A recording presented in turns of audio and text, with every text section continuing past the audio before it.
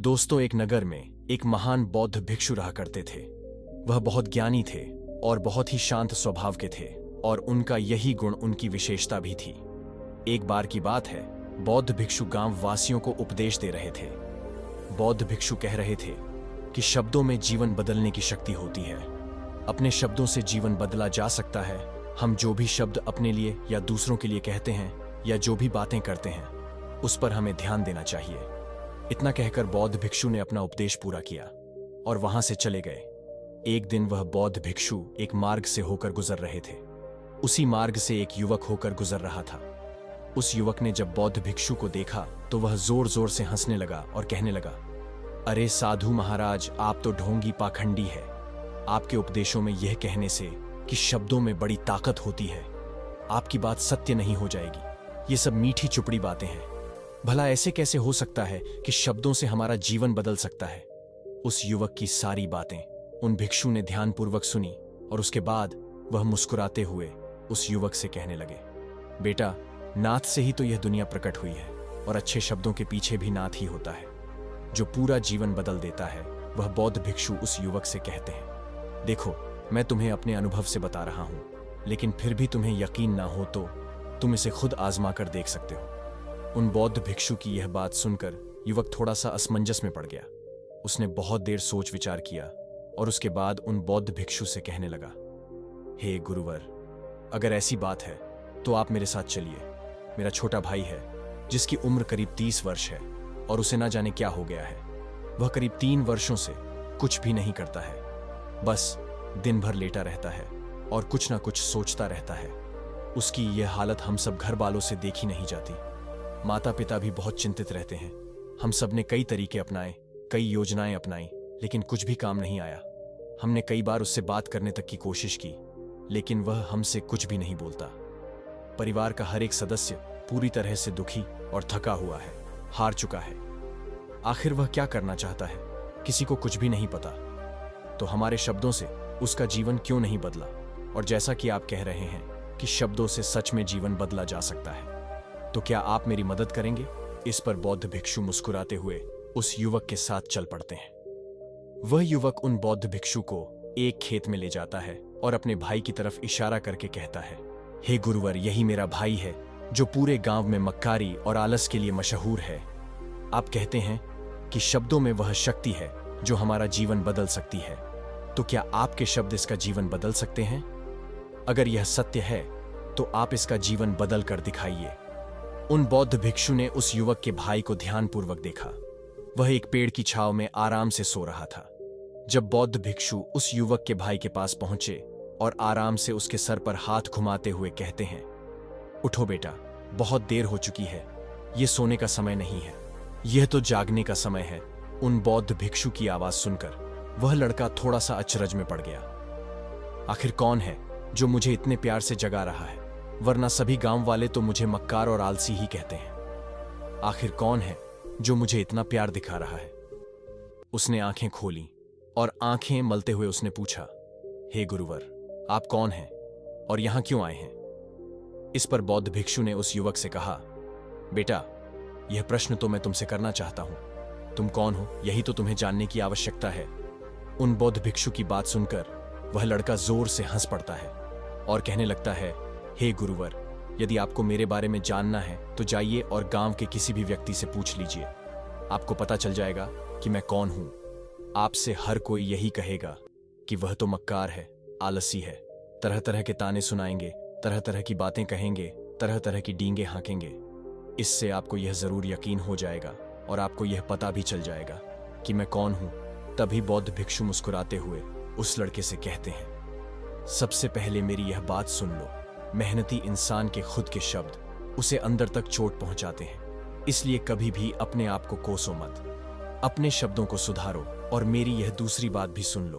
मैंने उन गांव वालों से नहीं पूछा कि तुम कौन हो, मैं तुमसे पूछ रहा हूं कि तुम कौन हो। लेकिन तुमने तो अपनी आदतें मुझे बताई। आलस तुम्हारी पहचान नहीं, तुम्हारी आदत हो सकती है, और इंसान नहीं, इंसान की आदतें खराब होती हैं। बेटा, तुम मक्कार और आलसी नहीं हो, यह तो तुम्हारी आदत है। बस इतनी सी बात है जो गांव वाले नहीं समझ सकते। ये सारी बातें सुनकर वह लड़का थोड़ा सा आश्चर्य में पड़ गया, सोच में डूब गया। क्योंकि गांव वाले उसे हमेशा मक्कार और आलसी बोलते थे तथा तरह तरह के ताने ही सुनाया करते थे। उन बौद्ध भिक्षु की यह बात सुनकर उस लड़के की आंखों में आंसू आ गए। वह तुरंत ही दोनों हाथ जोड़कर उन बौद्ध भिक्षु के चरणों में गिर गया और उनसे कहने लगा, आप सत्य कहते हैं, यह मेरी आदत है और मैं इस आदत से बहुत परेशान और दुखी हूं। मैंने बहुत कोशिशें भी की, लाख उपाय भी किए, लेकिन मैं अपनी इन गंदी आदतों से छुटकारा नहीं पा सका। इन आदतों से बाहर निकलना बहुत कठिन है। मैंने कई बार आलस छोड़ने का प्रयास किया, पूरी कोशिश भी की, लेकिन कोई लाभ नहीं हुआ। मैं जब भी कोई कार्य करने की कोशिश करता हूं तो पता नहीं क्यों मेरा मन कहीं और भागने लगता है। मेरा दिमाग, मस्तिष्क किसी और दिशा में काम करने लगता है और मैं उस काम पर ध्यान ही नहीं दे पाता जो मुझे करना चाहिए। मैं क्या करूं, कैसे करूं, मुझे कुछ भी समझ नहीं आता। जब भी मैं किताबें पढ़ने की कोशिश करता हूं तो मुझे नींद आने लगती है। मन में एक अजीब सी चुभन महसूस होने लगती है। ऐसा लगता है कि मेरा जीवन यूं ही व्यर्थ जा रहा है, और जब मैं इस चुभन को बर्दाश्त नहीं कर पाता तो फिर मैं सो जाता हूं, ताकि जब मैं उठूं तो मुझे चुभन महसूस ना हो। और अब तो मुझे यह भी यकीन हो चुका है कि मैं इन आदतों से बाहर नहीं निकल सकता। ये आदतें मुझे नहीं छोड़ने वाली। इस पर बौद्ध भिक्षु ने उस लड़के से कहा, बेटा, यदि तुम इस आलस की आदत को छोड़ना चाहते हो तो मैं तुम्हें एक सही उपाय बता सकता हूं, लेकिन उसके लिए तुम्हें कल सुबह मुझसे मिलना होगा, तभी वह तरीका मैं तुम्हें बताऊंगा। यदि तुम उस तरीके को जानना चाहते हो तो कल सुबह मेरे पास चले आना। इतना कहकर बौद्ध भिक्षु वहां से चले गए, लेकिन उन बौद्ध भिक्षु की सारी बातें उस लड़के के कानों में गूंज रही थीं।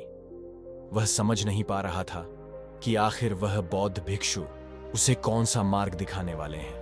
वह ऐसा कौन सा उपाय बता देंगे जिससे उसके जीवन से आलस हमेशा के लिए खत्म हो जाएगा।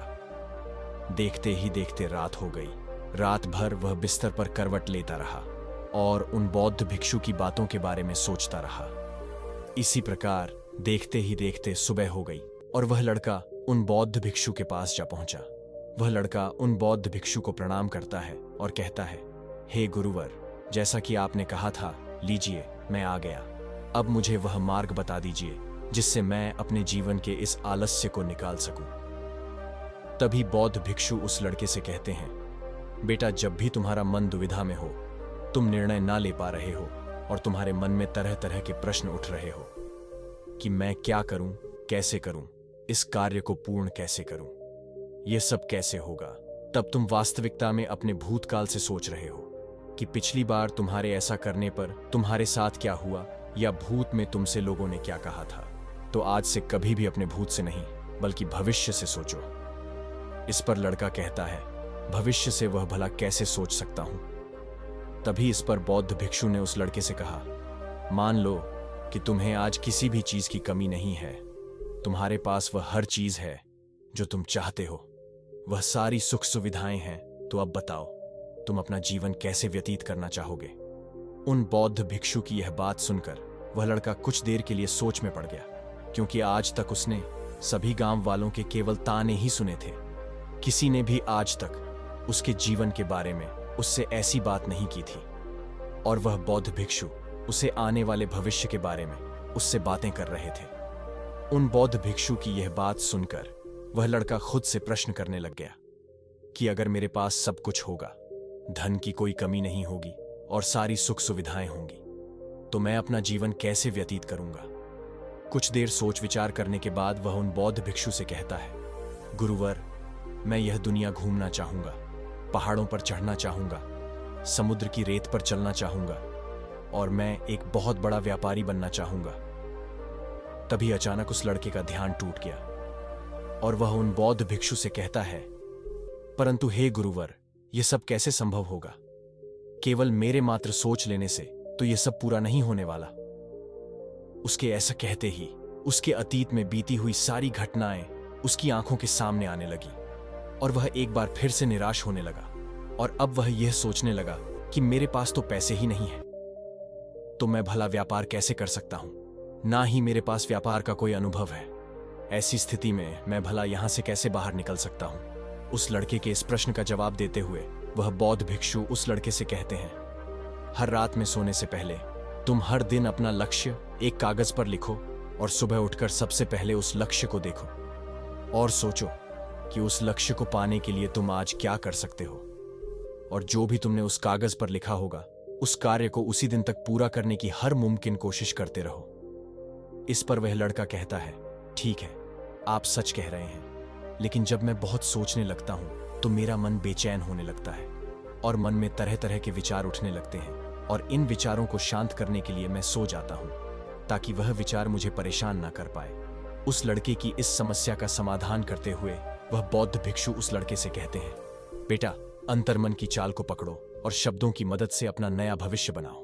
तभी लड़का कहता है, हे गुरुवर, आप क्या कहना चाहते हैं? मैं आपकी बात समझ नहीं पा रहा। इस पर बौद्ध भिक्षु मुस्कुराते हुए कहते हैं, बेटा, कैसे होगा? यह जो सवाल है यह सवाल नहीं बल्कि एक डर है जो तुम्हारे अंतर्मन में बैठा हुआ है, जो तुम्हें आगे कदम बढ़ाने से रोक रहा है। यदि तुम वास्तविकता देखो तो किसी को भी नहीं पता होता कि वह कार्य कैसे संभव होगा, लेकिन एक इंसान जब दृढ़ निश्चय कर लेता है तो वह अपने उद्देश्य को सामने रखकर लगातार प्रयास करता रहता है और वह अंत में सफलता प्राप्त कर ही लेता है। तभी वह लड़का उन बौद्ध भिक्षु से कहता है कि हे गुरुवर, अगर ऐसी बात है तो मेरे मन में बार बार चिंता क्यों होती है? मन बार बार बेचैन क्यों हो उठता है? इस पर बौद्ध भिक्षु कहते हैं, बेटा, क्योंकि तुम्हें डर है कि तुम कमजोर हो। तुम्हारे अंतर्मन जो डर बैठा है कि तुम में कुछ कमी है, तुम किसी काम के नहीं हो, और यही कारण है कि तुम कोशिश करने से डरते हो, क्योंकि तुम्हारा अंतर्मन हमेशा तुम्हें रोकता रहता है।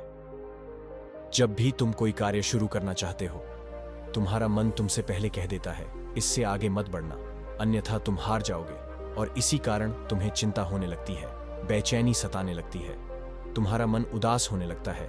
तभी वह लड़का कहता है, हे गुरुदेव, आपने जो कुछ भी कहा वह बिल्कुल सत्य है, लेकिन अब आप ही मुझे बताइए कि मैं इस परेशानी से बाहर कैसे निकलूं। इसका जवाब देते हुए वह बौद्ध भिक्षु उस लड़के से कहते हैं, बेटा, इस समस्या का समाधान बहुत ही आसान और सरल है।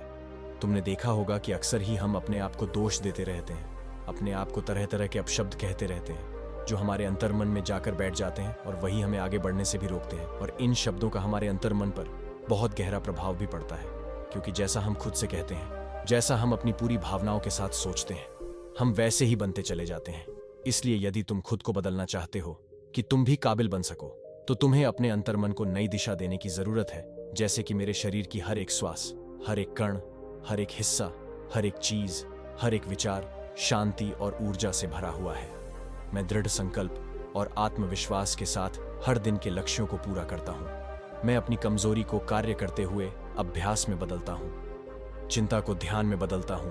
मैं उत्साह और ऊर्जा से भरा हूं, लगातार अपने लक्ष्यों पर कार्यरत हूं। ऐसे शब्द जब तुम खुद से कहोगे तो तुम अपने आप को पावरफुल महसूस करने लगोगे और तुम्हारी सारी चिंताएं खत्म होने लगेंगी, क्योंकि यही शब्दों की ताकत है। तुम्हारे शब्द तुम्हें वही बना देंगे जो तुम खुद से कहोगे। तुम जितने विश्वास के साथ यह वाक्य बोलते हो, उसे महसूस करते हो, उतनी ही भावनाओं से यह शब्द तुम पर असर करना शुरू कर देंगे। धीरे धीरे यह शब्द तुम्हारे मन और व्यक्तित्व की सोच का हिस्सा बन जाएंगे। लेकिन मेरी एक बात याद रखना कि तुम्हारा अंतर्मन इतनी आसानी से हार नहीं मानने वाला, क्योंकि जब तुम आगे बढ़ोगे तो मौका मिलते ही वह तुम्हें पीछे खींचेगा। तुम्हारे अतीत के बीते हुए सारे कड़वे अनुभव तुम्हें याद दिलाएगा, ताकि तुम डर जाओ और एक बार फिर से अपने लक्ष्य का पीछा करना छोड़ दो। लेकिन तुम्हें इसकी चिंता नहीं करनी है। उन सकारात्मक शब्दों के कारण तुम्हारा मन सकारात्मक विचारों को स्वीकार करने लगेगा। आगे वह बौद्ध भिक्षु उस लड़के को चेतावनी देते हुए कहते हैं, मेरी एक बात और याद रखना कि तुम्हारा ध्यान आलस्य पर नहीं होना चाहिए। अर्थात तुम्हें कभी आलस से घबराना नहीं है, बल्कि तुम्हें एक नए भविष्य का निर्माण करना है, एक नए व्यक्तित्व का निर्माण करना है। तुम्हारा पूरा ध्यान केवल इस पर ही होना चाहिए। उन बौद्ध भिक्षु की बात सुनकर लड़का कहता है, ठीक है गुरुवर, आप जैसा कहते हैं मैं वैसा ही करूंगा। तभी वह बौद्ध भिक्षु उस लड़के से कहते हैं, बेटा, अभी तो मैं इस गांव से जा रहा हूं, लेकिन कुछ सालों के बाद मैं वापस आऊंगा। इतना कहकर बौद्ध भिक्षु वहां से चले गए और वह लड़का अपने घर लौट आया। लेकिन अब उस लड़के के मन में तरह तरह के विचार चल रहे थे। वह लड़का यह सोच रहा था कि अगर मैं अपनी मनपसंद जिंदगी जीने लगूंगा, अगर मैं दुनिया घूमने लगा, नए लोगों से मिलने लगा और अपनी पसंद का काम करने लगा तो मेरी जिंदगी कैसी होगी। उस बात को ध्यान करके उसने एक कागज पर अपना लक्ष्य लिखा और लिख कर सो गया। अगली सुबह जब उसकी आंखें खुली तो उसने उस पेपर पर लिखा हुआ अपना लक्ष्य एक बार दोहराया। उसके बाद वह कुछ देर के लिए शांत हो गया। तभी उसे उन बौद्ध भिक्षु की बात याद आई कि तुम अपने लक्ष्य के लिए आज क्या कर सकते हो। उसने खुद से सवाल किया कि मैं आज अपने इस लक्ष्य को प्राप्त करने के लिए क्या कर सकता हूं। तभी उसने एक बार फिर उस पेपर की तरफ ध्यान दिया। उस पेपर पर लिखा था कि मैं बाजार जाता हूं और लोग व्यापार करने की कौन सी चीजें, कौन से सामान लेकर आते हैं, मैं उन चीजों को देखता, उन चीजों को पता करता। वह पढ़ने के बाद तुरंत ही बाजार चला जाता है। वह अलग अलग दुकानों पर बैठा, उन्हें देखा, लेकिन उसे कुछ समझ नहीं आ रहा था क्योंकि लोग अलग अलग व्यापार कर रहे थे, अलग अलग तरह की चीजें और सामान ले रहे थे और किसी ने उसकी कोई मदद नहीं की। वह बहुत उदास हो गया और निराश होकर वापस घर लौट आया। तभी उस लड़के को उन बौद्ध भिक्षु की एक और बात याद आई।